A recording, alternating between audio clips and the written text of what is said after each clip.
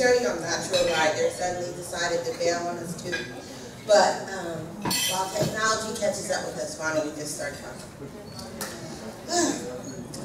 I am Wanda Stewart. I live at 2620 California Street, which is on the corner of California and Carlton in South Berkeley. I am originally a total city girl. I am from Philadelphia. I know. I started working my way west and working at boarding schools, where I became in touch with some people who were doing some farming and all of that. But to be honest with you, I was like, oh, that's white people stuff. Okay, but it's lovely. Thank you. That tastes good. I had a wonderful friend who lives up in Cazadero to this day, and I go to her house. Her daughter is one of my students, and she said, would you like a cup of coffee? And I go, great. And she'd pull out beans and a manual grinder, and she'd grind it, and then she did the French press, and you know, as she'd say, want some apple juice, and they were apples that she picked and juiced, and the whole thing. And again, I would go, wow, that's impressive, but not my thing. Went to another boarding school called Midland School, which is in Los Olivos, California, down in the San Ynez Valley. And I was lucky. I lived right across the street from Michael Jackson and Neverland. Whole nother story. But we had a 12-acre organic garden there, run by a guy named Michael Abelman. And Michael Abelman started one of the first organic gardens in the country in Santa Barbara, long, long, long time ago. And he was one of our parents as well. And again, I didn't have to dig in the dirt. I could send my children out to pick up the eggs. I harvested the strawberries, were not to be believed.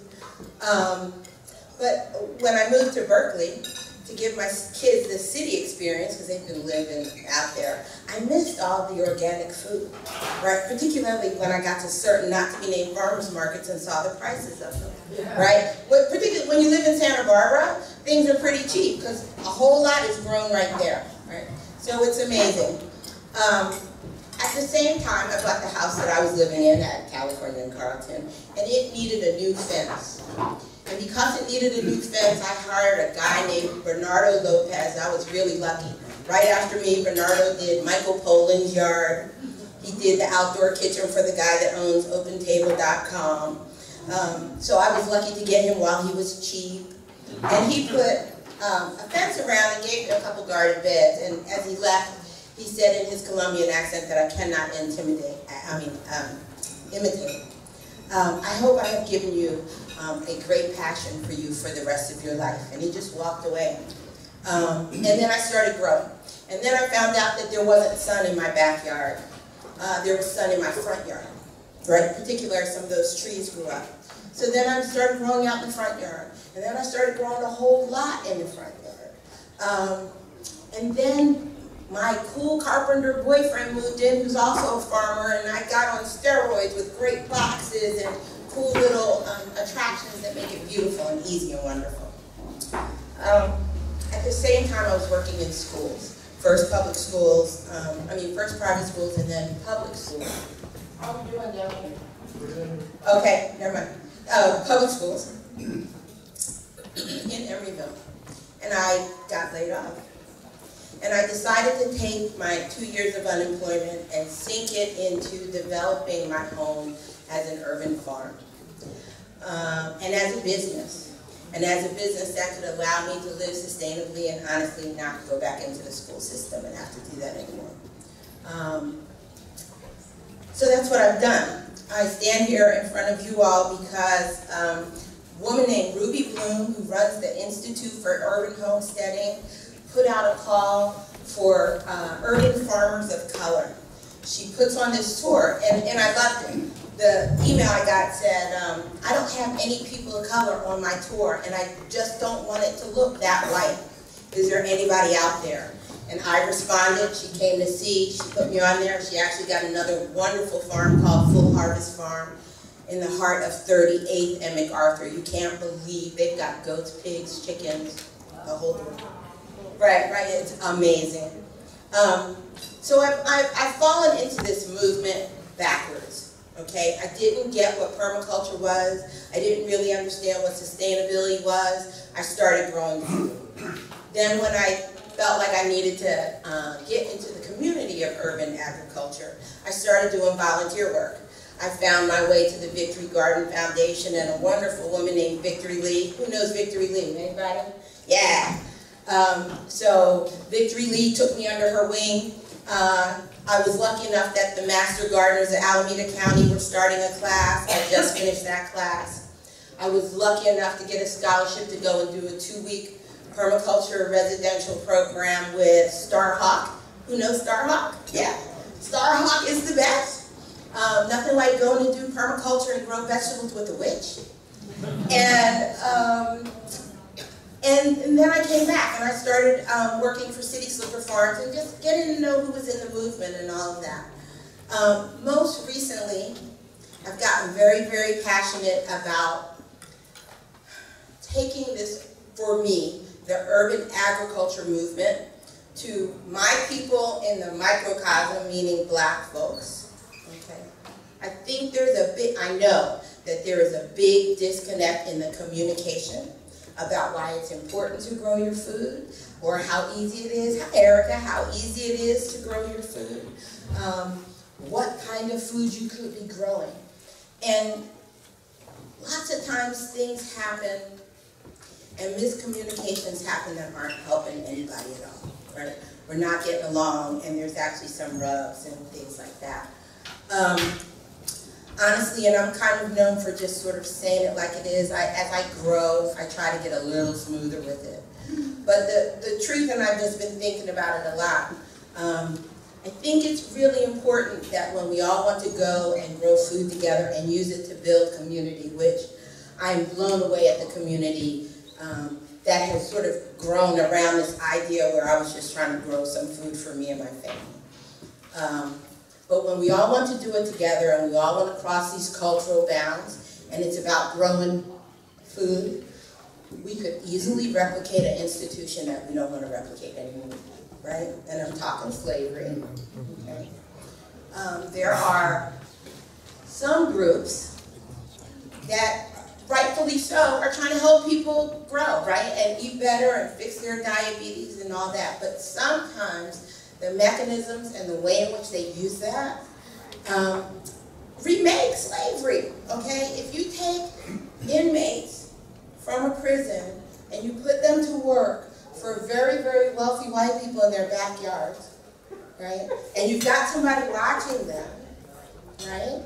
And you have another group of young white people that stand on College and 4th Street and collect money so that we make sure that those prisoners stay working, so give us $5 every month in perpetuity, right?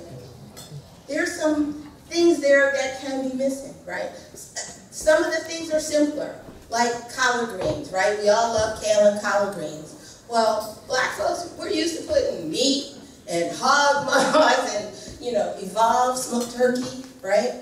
And cooking greens for a really long time, right? And the raw foods people and the sustainability people come along and the permaculture people come along and they say, roast your collard greens and eat them raw. And my people are like, you white people are crazy. Okay, right? Now, I have learned that raw kale is the best. Roasted collard greens with just a little salt and olive oil is the best thing, better than potato chips. Okay? But we need people who understand to speak to both poles and both extremes. Okay? So I also, rather than just complain, wanted to get with a group of people working towards some of this stuff. And as I do, I fell into a group called the Freedom Farmers Market. And the Freedom Farmers Market is a group of people who are supporting black farmers. And we have a black farmer who brings his stuff from Fresno every Saturday. We have other vendors out there selling all variety of things in terms of like the food cottage industry. We've got Miss Charlotte. She makes jams and jellies and cha-cha. We have Adriana Fife. Adriana represents the Mandela Food Cooperative at 6th and Mandela Parkway Market. It's seven between Mandela and 10th. 7 between West Oakland BART Station. Across from the West Oakland BART Station is the Mandela Food Cooperative. It's a worker-owned food cooperative and natural foods. Okay. So we have been working to to both bring food to people who don't get this kind of food, because all of it is pesticide free, and probably half the price that you're paying on Saturdays in downtown Berkeley.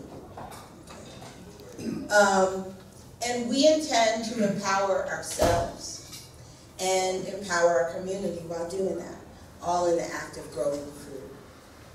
I have pictures that I can show you, and people that I can show you, but maybe where are we at? Do we know where we're at? Gentlemen? Okay. Okay. My computer will turn on. Mine are there, yeah. But when this, you turn this off. Okay.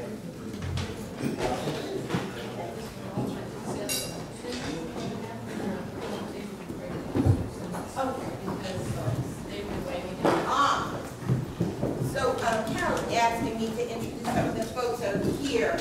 And one of the things that I found amazing is that community and sense of family. And whose family, and whose friend, and who's a mentor, and who's a colleague are very gloriously muddled up in my life. Okay? So I may actually introduce some people to you that you don't even, I didn't even know I would introduce you today. But from the Farmers Market Cooperative, Dennis Terry. Dennis comes from a long history of working with Black cooperatives. Stand up, Dennis. Stand. Dennis is one of the original founders of the Mandela Cooperative, correct? Correct. The first retiree. And the first retiree. And you're now what? You're working on a book or a film to document Black cooperatives across the nation. Is that true? Well, it's a process. Yeah, that's what I do. So he brings his sage advice and wisdom to our efforts to work together with that. Adriana Fight is also one of the Mandela Food Cooperatives and a charter member of the important to me is Carl Anthony. How many people know Carl Anthony?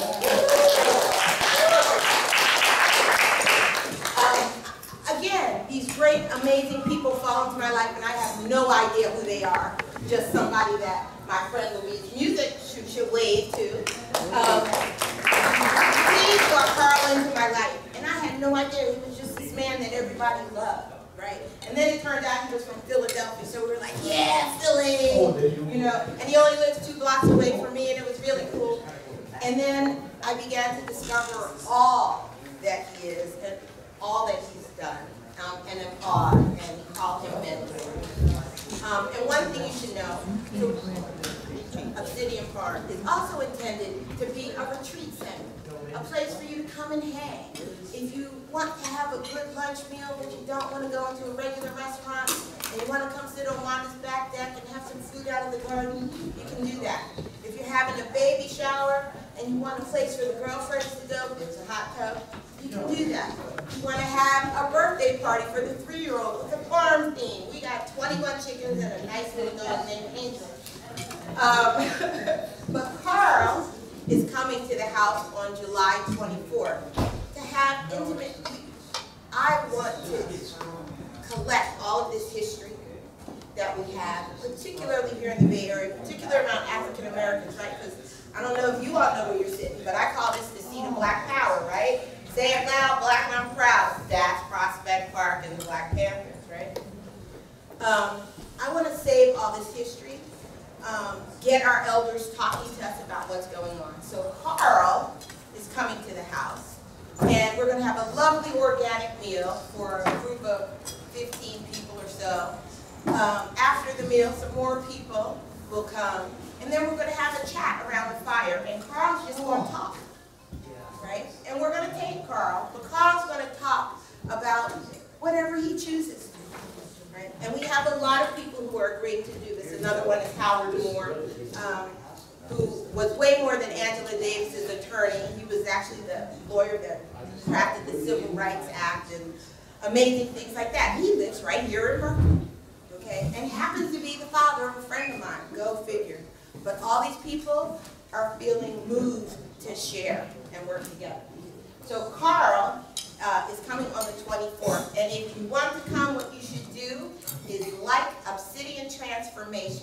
my Facebook page, or you can email me. But that's where we'll announce all the different things that we do and all the different events of this nature. How are we doing? I think yours is good. I mean, if you just have to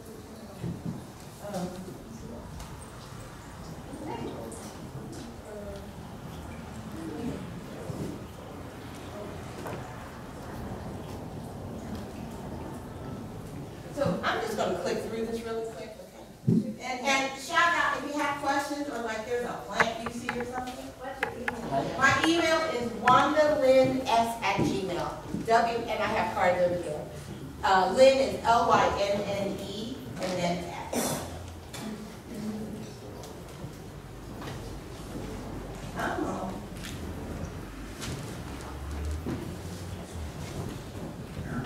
Okay. So that is a chayote plant, which is about my favorite plant in the world. It has, everybody know what a chayote is? It's a perennial squash. Mexicans call it chayote, Jamaicans call it chocho, Brazilians call it shushu, Guatemalans chaya. All of the Central American countries have this plant. And it comes back every year. And you'll get about 300 squash. And it's a really useful vegetable. It works like potato in a soup. You can do it like zucchini. I sweetened it like an apple pie and baked it in a crust for a wonderful dessert. And it's really pretty. You'll see how it comes in. So this is my little house, probably about 5 or 6 years ago, when I was just beginning to grow food and trying to figure it out. And now, it's come a little bit of a longer way. So this is the front of the house. My children are the artists that you will see in a lot of the artwork. So this is coming up in the front of the house. There's a fig, there's cherry, there's an olive, there's a crazy plum. One of the things I'm really big into is creativity and reduce and reuse. Like, they speak to me when I show up at Urban Core. And I drag things off the trash all the time. So that log, for instance, comes off the Albany bow. The crutches were on the trash, but I needed it to brace the limb of that tree. And it worked perfectly, I gotta say. I took the truck in the back so you can see how urban my urban farm really is. But you see that bunch in the back on the fence? That's the chayote coming up. Mullen has very happily seeded all over my yard. I've tried to create some food forest places where I planted a lot of trees on the north end of the yard so that I can have lettuce all year round, and it actually is working very, very well. And lemon, pomegranate, bay leaf. I have about 50 medicinal plants, about 20 different fruits. There's a chayote going up the back of what is my chicken coop. You'll see that in the middle. That's facing into the garden. And so gardening is absolutely therapeutic. I am a happier person when I come in out of the dirt. Do you all ever go to get the free compost that Berkeley gives out, right? Do you notice how happy everybody is out there? People, I'm serious. People are digging, and it's just, there is a high that you get that you won't get from digging it. Anyway, so this is a chicken coop. Aunt Katie is famous. She loves people. But that chicken coop didn't have to cut. 2 sides of it are the actual fence. That edifice is a fireplace edifice from Urban Ore for $5. The door came from Urban Ore. I've got worms in those bins you see there to the left. So my space, my lot is probably about 50 feet across and about 75 feet deep. So we're talking really tiny spaces. Chickens, I included this. Chickens are wonderful for kids. Not only is it great because it's just a closed loop. My garbage goes to the chickens. I scrape up the ground underneath them. I got good compost. We get the eggs. I sell the eggs. I only sell my eggs for $5 a dozen, by the way. All organic. But this is my neighbor's kid. And she's lived her life now coming to feed the chicken. And it's a really important thing for her. And it's a way in which she and I have developed a relationship. They're about to move to Portland, but Dad promised they could get chickens when they got to Portland. So I say that to say, this urban ag thing, food oozes out. The people around here are beginning to grow way more food, right? They're getting into the chickens. They want to do it themselves, and I just encourage you to keep going. But that's Amelia. So baby chickens, so I'm up to 21 chickens, about to be 16. If you're going to do chickens, deal with the fact that your chicken's going to stop laying eggs around 3 years old, right? And I had a lady try to give me her chicken. She said, I think my chicken is depressed, it's not laying. I think you should take it. She saw me on the farm tour. I want her to be with your chickens. And I said, why do you think the chicken's depressed? It's not laying eggs. How old is the chicken? It's 4. I'm like, oh lady, that chicken is not full eggs. It's not depressed, it's old. You know? And nor can I bring an old chicken into a whole, you know, gang of chickens. Although a group of chickens is called a congress. Just so you know. So this is a structure in my backyard that has held the human, it's held parakeets. Right now it holds the baby chicken. They're not babies, they're teenagers. I would like to make it a greenhouse. But now we're in the back of the house. Yes, we believe in the magic. That was the apricot tree. So this is just in the backyard. There's a kumquat, there's an apple, right there in the corner. This is the porch. Wrapping around in the back of the hot tub. And then, so this is the side of my house, and this is the north side of the house. And all the people that came to visit were like, how are you growing vegetables here on the north side of the house? And it's wonderful that I get some sun in the morning from the east, I get some from the west in the afternoon, and it's enough to grow stuff that doesn't need blazing sunshine. I've done tomatoes. I did tomatoes there for 5 years, not knowing you weren't supposed to do that. So now I'm doing beans all the way down to mediate the soil. That's a new chayote plant coming up, and that little one down at the bottom is called callaloo. And it's a Caribbean green that Jamaicans particularly love, and it's really good. And the nice thing is, it extends the green season into the summertime. All this stuff you see is all urban ore. That bench right there came out of St. Columbus Church because they renovated, and the carpenter boyfriend did the renovation. I got a bench. The bed rails are from the trash. That's from the trash. And this came from, I included this to encourage all of you to volunteer. Again, I do volunteer work with the Victory Garden Foundation. I get an email from Victory. We want to thank you for your service to our foundation. And it's this $400 composter, and it rolls. It's like on rollers. And it's very cool. And I got it for free. Volunteer, it's worth it. It's so worth it. So, rebellion is not what you think. This is the day of the farm tour. And so when Ruby asked me to be on the farm tour, it was just supposed to be a tour of the farm. I said, actually I didn't tell Ruby until it was too late for it not to say no, or not to say yes. I called the folks from the Freedom Farmers Market and said, if you want to come and set up and do what you do, there's all these people getting ready to come visit the farm, right? So Ruby's about to make money, and Wanda's going to make some money. How about if all of us make some money in the shared economy? And that's what we did. We set everybody up, and the people that came to visit the tour got to go and see what those people do as well. So my thing is, yeah, I started growing food because I'm worried about what's going on in the world. I want to have enough food for me and mine. I think it is very important for us to support each other. But yeah, we got to stay calm. But let's get to work. So these are the people that are my community and my family. The carpenter boyfriend, the cool little dog Angel, who is a great little farm dog and loves the chickens. My children, who no longer live with me. Yes, but have done all the artwork that decorates it, so I've included them. These are people that were helping me. Carrie is a guy that just sort of lives on Sacramento Street, but he can do a whole host of labor for $5 to $10 an hour. And my friend Ami, who helps stage, so we were getting ready. A friend Luis, who is a great farmer, medicinal herbalist, and he specializes in laying flagstone. He did all the flagstone. So I've been getting labor for free. My friend Emily,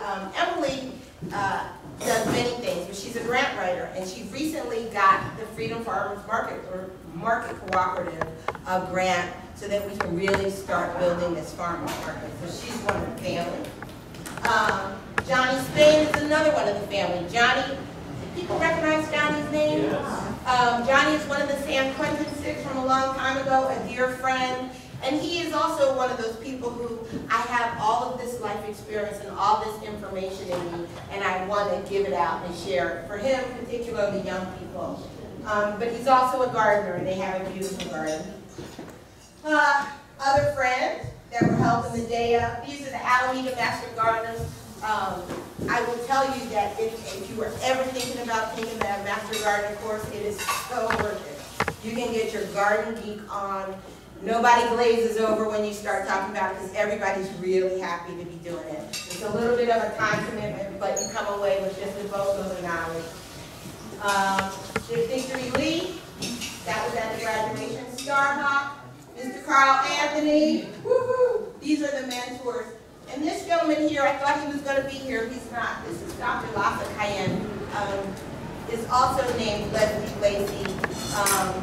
Is a figure in history of sorts, but is an alternative healer, and is often living in my house. But he does body work and helps people transform their lives, which is the larger agenda of Obsidian Farms. Obsidian is a crystal. Well, it's actually stone, but it's sorry. It's protective. It's protective, and it also aids transformation and looking into the deepest spaces of yourself to come out and through to the light. And it's black. But we're into supporting people in their life transformations, whatever that is, mind, body, spirit, and environment. And he helps. The other people that help, this is Mr. Scott. He's our farmer that pulls it down for the farmer's market on Telegraph. All of his food is pesticide free. And he's just an amazing guy, full of history, loves to tell about working the land. This is Gail Myers. Gail started the Freedom Farmers Market. She runs a nonprofit called Farms to Grow.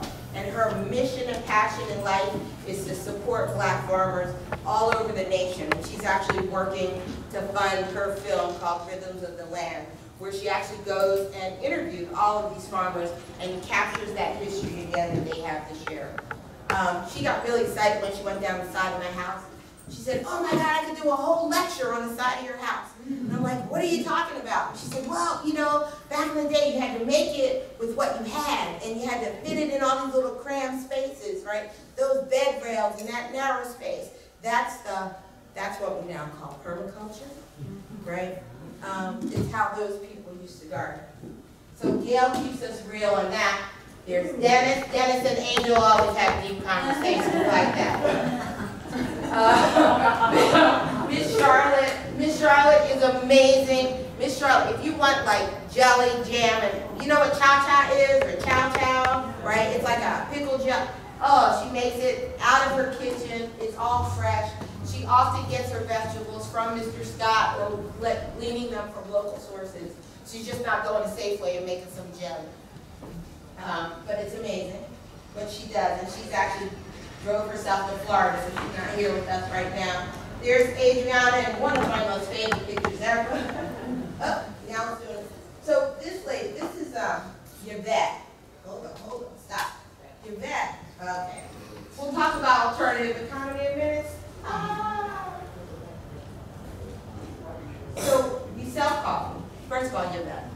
She's running something called Cowrie Village, and the idea there is to create an alternative economy. So one of the things we also want to do is not just sell stuff, but teach people to barter and trade, right, and cooperate with each other. So she leads that piece. Wasn't there an article in the East And there's an article in the spring version of the East Bay Express. Yeah, Edible East Bay, sorry. Yes, the one that was an orange color.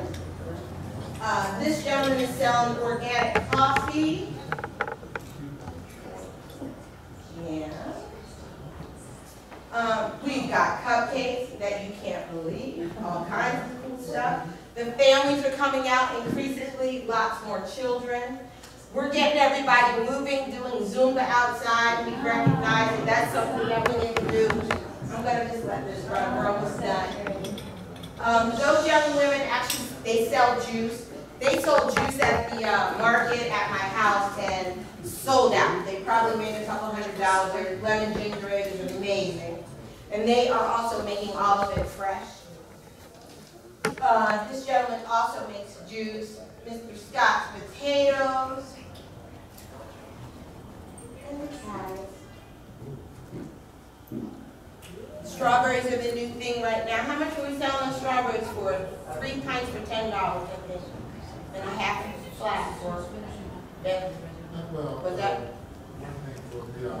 Uh-huh. And, 2 to 5. Yeah. Great prices. He will also have beans coming in. Again, because it's seasonal, you're going to be getting crops that are in season. We're good.